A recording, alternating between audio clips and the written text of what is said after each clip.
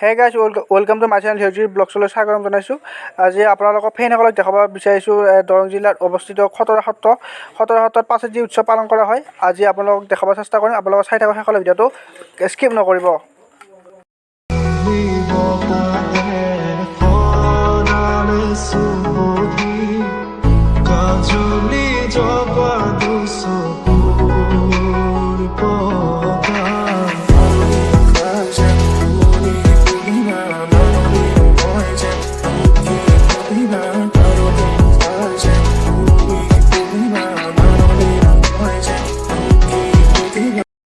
Hey guys আমি মন্দিৰৰ ভিতৰত সেৱা ল'লোঁ। এতিয়া আমি চাম, আমি দধি মথন চাম।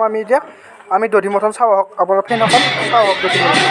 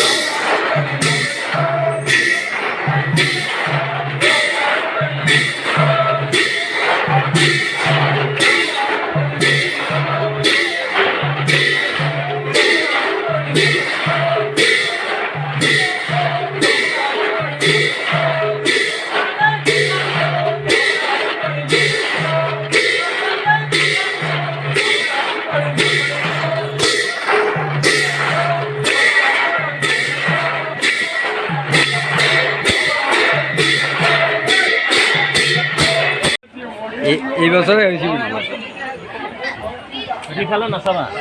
তুমি শুনা তুমি মোৰ চকুত চোৱা, মোৰ তাত চোৱা, মোক কোৱা তুমি কৃষ্ণ হৈ আছা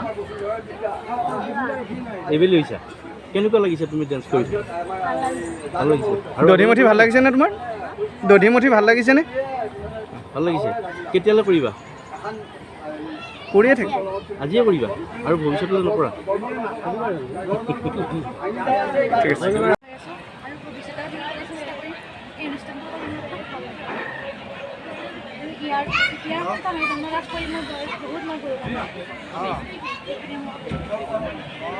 পুৰুষাই যেতিয়া পুৰুষৰ আভৰণ পিন্ধিলে তেতিয়াহে জানিলে আচলতে সুন্দৰ সুঠাম এই যুৱকসকলে আচলতে এই মহিলাৰ বেগ ধৰি দধিমথন কাৰ্যসূচী আজি প্ৰায় 10-15 বছৰ আগৰ পৰাই মানে পুৰুষসকলক বাদ দি যিহেতুকে জগতখনে আধুনিকৰ ফালে আগবাঢ়ি গ'ল আৰু মহিলাসকলো আগবাঢ়ি আহে।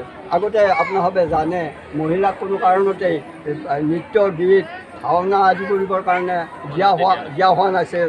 আমাৰ জানে জয়মতীৰ ভাও পোৱাৰ কাৰণে আইদেউ সন্দিকৈ মানে এঘৰীয়া হৈ থাকিবলগীয়া হৈছিল। তেখেতে জীৱন কি বিবাহ নোহোৱা কৰি কটাবলগীয়া হৈছিল। সেয়ে মানে তাৰপিছত মানে আমাৰ যেতিয়া জগতখনেই আগবাঢ়ি গ'ল আধুনিকৰ ফালে, তেতিয়াৰ পৰা মহিলাসকলক এই সুবিধাটো দিয়া হৈছে। এনেকুৱা ধৰণৰ ভগৱান শ্ৰীকৃষ্ণই যেতিয়া জন্মগ্ৰহণ কৰিছিল বসুদেৱৰ গৃহত, বসুদেৱৰ গৃহৰ পৰা নন্দৰ গৃহত যেতিয়া পলুৱাই থ'লেনি, নন্দৰ যশোদা যিহেতুকে অপুত্ৰক আছিল, বৃদ্ধ সময়ত যেতিয়া তেখেতৰ পুত্ৰ সন্তান হোৱা বুলি গকুলবাসীসকলে জানিলে, গোৱালসকলে জানিলে, তেতিয়া আনন্দত আত্মহৰা হ'ল। আৰু আত্মহৰা হৈ ভগৱান শ্ৰীকৃষ্ণৰ জন্মৰ পঞ্চম দিনাখন এই উৎসৱটি পালন কৰিছিল।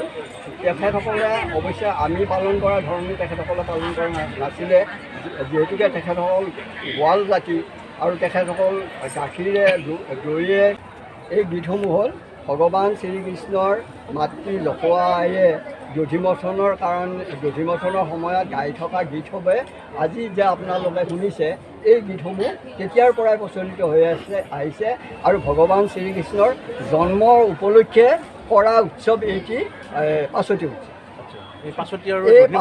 এই পাছতি উৎসৱটো আজি 452 বছৰ